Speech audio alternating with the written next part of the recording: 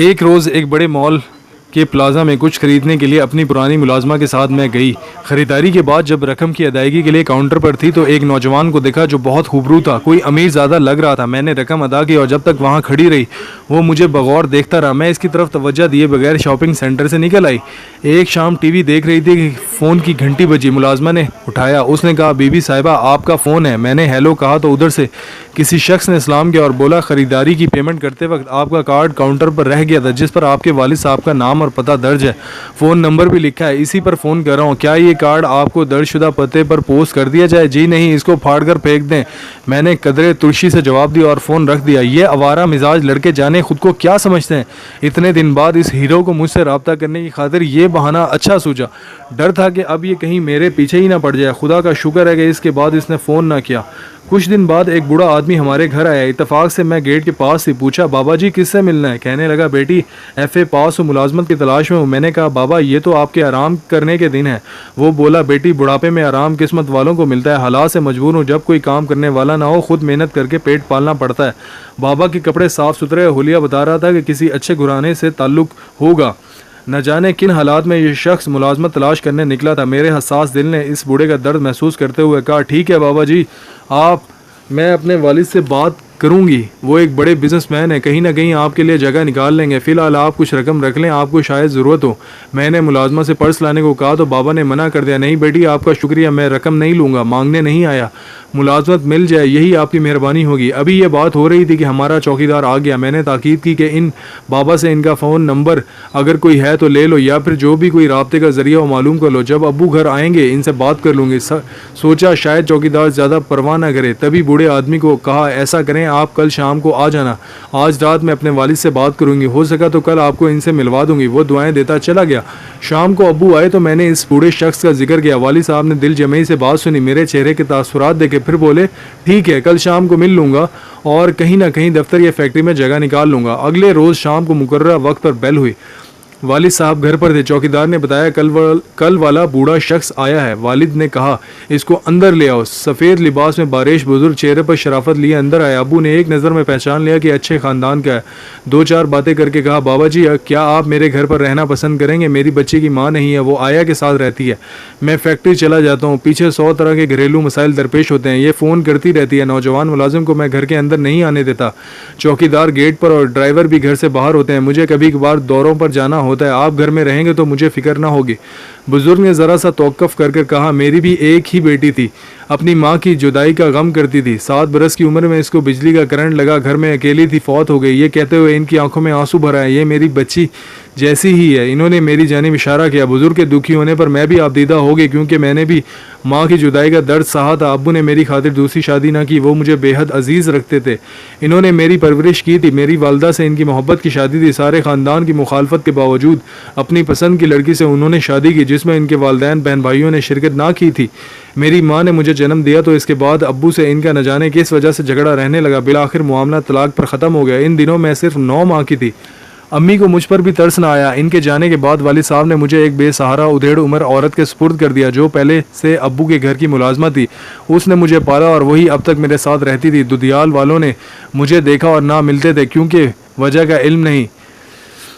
जब 5 साल की हो गई अब्बू ने स्कूल दाखिल करा दिया। खुद छोड़ने लेने जाते थे। इन्होंने बाप की शफकत और माँ का प्यार दिया। बिन माँ की बच्ची थी लेकिन अब्बू की मुतवाज़िन शख्सियत के सबब मैं खुद भी नॉर्मल शख्सियत की मालिक थी, लेकिन माँ की कमी हर कदम पर महसूस करती थी। मैं घरेलू किस्म की लड़की थी। स्कूल से घर, फिर घर से कॉलेज और कहीं अब्बू के बगैर आती जाती ना थी। बाज़ बुज़ुर्ग इतने शफीक और मेहरबान होते हैं कि हर उम्र के बच्चों के साथ घुल मिल जाते हैं।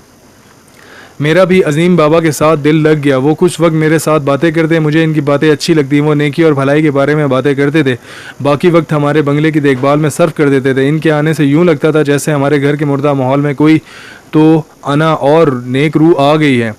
माँ के गैर मौजूद होने के एहसास से जो घर खाली खाली लगता था वो अब भरा भरा महसूस होता था। अब्बू के इस फैसले पर खुश थी कि इन्होंने इनको फैक्ट्री में मुलाजिम रखने की बजाय घर में पनाह दे दी थी। बाबा की हैसियत हमारे यहाँ घर के एक फ़र्द की सी हो गई। इनके ज़िम्मे कोई ख़ास काम नहीं था। इन्होंने आज खुद काफ़ी काम संभाल लिए थे। ख़ास तौर पर वो हमारे घर की निगरानी के फ़राइज़ अंजाम देने लगे। वो मैं जल्द बाबा से मानूस हो गई। मुझे तो वो पहले दिन से अच्छे लगे थे। इनको ये फिक्र रहती थी कि मैंने कुछ खाया है कि नहीं। एक माँ की तरह मेरा ख्याल रखते थे। बाबा खाने पकाने से भी शुगफ रखते थे। कहते थे बेटी किचन को नौकरों पर नहीं छोड़ना चाहिए, अपना खाना खुद अपने हाथ से पकाना चाहिए। वो अपना खाना खुद बनाना पसंद करते थे, किचन को साफ सुथरा रखते। इनकी देखा देखी मैं भी खाना पकाने में दिलचस्पी लेने लगी। अब मैं जहाँ जाती बाबा अजीम को साथ ले जाती थी शॉपिंग के लिए, और कभी किसी क्लास फेलो के घर। मैं जब तक वहाँ रहती वो गाड़ी में बैठे रहते। वालिद साहब को पसंद न था कि मैं नौजवान मुलाजमों के साथ कहीं जाऊँ, तभी घूमने फिरने की बजाय घर में रहा करती थी। बाबा साथ होते तो घूमने फिरने की इजाज़त मिल जाती। अब सहेलियों के साथ तफरीह के लिए किसी पार्क या रेस्टोरेंट जा सकती थी। बाबा के हमरा जाने से मुझको उलझन नहीं होती थी, बल्कि सुकून महसूस होता था। इनकी शख्सियत ही ऐसी थी, तहफ़्फ़ुज़ का भरपूर एहसास मिलता था। एक रोज़ मैं अचानक ड्राइंग रूम में गई, हैरान रह गई कि बाबा अब्बू से जाने की इजाज़त तलब कर रहे थे। 2 माह रहकर इन्होंने हमारे घर का नक्शा ही बदल दिया था। इनके जाने से मैं उदास थी, लेकिन इन्होंने जाना ही था। अपने घर की याद इनको सता रही थी। वो दोबारा आने का कहकर चले गए। काफ़ी अरसा उदास रही, जैसे मेरी कोई कीमती शय खो गई। अजीम बाबा को गए 1 माह हो गया था। इनका इंतज़ार था, वो नहीं आए। फिर एक रोज़ वालिद ने बताया कि वो आ रहे हैं। मेरी खुशी का ठिकाना ना रहा, लेकिन वो अकेले नहीं आए, अपने बेटे के हमरा आए। हैरत की बात कि अजीम बाबा कोई मामूली आदमी न थे, वो इस शहर के रईस आदमी थे, और जिस मॉल प्लाजा में जाकर मैंने शॉपिंग की थी वो उसके मालिक थे। इस मर्तबा वो अपनी कीमती गाड़ी पर बड़े क्रोफर के साथ आए थे और अबू से मेरा हाथ मांगा। बेटा भी साथ था। ये वही नौजवान था जिसने शॉपिंग मॉल में मुझे बगौर देखा था और फिर कार्ड के बहाने फ़ोन किया था। अब आती हूँ असल किस्से की तरफ। अजीम बाबा का पूरा नाम आज़म मलिक था और बेटे का नाम औरंगज़ेब मलिक था। औरंगज़ेब ने मॉल पर शॉपिंग करते हुए मुझे पहली नज़र देखा तो पसंद कर लिया। वो अपने वालिद को कहा करता था कि लड़की को देखे बगैर शादी नहीं करूँगा। इसी पर मामला अटका हुआ था। जब मेरे बारे में बाप को बताया तो आज़म बाबा ने कहा कि मैं भी जब तक लड़की का ख़ानदान, इसका चाल चलन ना परख लूँ तुम्हारी शादी नहीं करूँगा। मैंने खुद यही गलती की थी कि एक नज़र लड़की को देखा, दिल को भाग गई और बगैर सोचे समझे शादी कर ली थी। इसने निभा ना किया और जब तुम साल भर के थे वो तुम्हें छोड़कर चली गई। खुला ले लिया। मैंने भी इस शर्त पर इसका खुला कबूल किया कि बेटा ना दूंगा। इसे शायद बेटे की चाह भी ना थी। वो समझती थी कि मैं इतना छोटा बच्चा संभाल ना सकूंगा तो आज खुद वापस कर दूंगा, लेकिन मैंने शफकत फिदरी के तहत बेटा माँ के हवाले ना किया। किन दिक्कतों से पाल पोस कर जवान किया वो मैं ही जानता हूँ। अब अपने इकलौते बेटे की शादी के मामले को इसके जज्बातीपन और तजुर्बे की भेंट ना चढ़ने दूंगा। बाप का मौक़िफ़ सुनकर इनकी शर्त को औरंगज़ेब ने मान लिया। माँ न थी कि लड़की को देखने परखने हमारे घर बार बार आती। बस बाप ने मुलाजिम का रूप धारा और अल्लाह ने जोड़ी मिलानी थी तो इनका रास्ता आसान किया। यूँ हमारे घर रहकर इन्होंने मेरी आदात व अतवार का मुताला कर लिया। इनका ख्याल था कि मैं एक अमीर आदमी की इकलौती हूँ, आज़ाद ख्याल खुद सर हो सकती हूँ। माँ के बगैर घरदारी की तरबियत भी ना मिली होगी। अजीम बाबा के ख्याल में अमूमन ऐसे घर की लड़कियाँ अच्छी बहू साबित नहीं होती। वो बेटे की शादी को कामयाब और घर को आराम और सुकून का गहवारा देखना चाहते थे। कहते हैं कि सांप का डसा रस्सी से भी डरता है। इधर अबू का भी इसी मामले में कुछ ऐसा ही हाल था कि मोहब्बत की शादी करके पछताना पड़ा था, जबकि अजीम बाबा को गुमान था कि औरंगज़ेब और मुझ में कहीं फ़ोन पर मोहब्बत वाला ड्रामा ना चल पड़ा हो। इधर अब्बू को मेरी जिम्मेदारी संभालनी पड़ी तो मालूम हुआ कि बिन माँ की बच्ची की परवरिश कितनी कठिन होती है।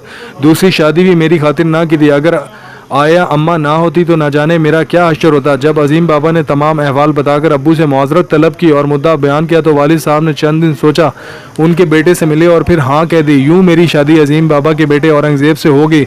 औरंगज़ेब को दिली मुराद मिल गई और अजीम बाबा को ऐसी बहू मिल गई कि जो इनके तस्वुर में बसी थी। मैं भी खसारे में ना रही। औरंगज़ेब इनके इकलौते बेटे थे और मैं अब्बू की इकलौती बेटी थी। वालिद और मेरे ससुर एक दूसरे से नाता जोड़कर मसरूर थे और मैं औरंगज़ेब को पाकर खुश और मुतमईन थी, क्योंकि वो इतने अच्छे हैं कि शायद ही कोई इन जैसा हो। अल्लाह का शुक्र है कि मैंने ज़िंदगी की सारी खुशियाँ पा ली हैं।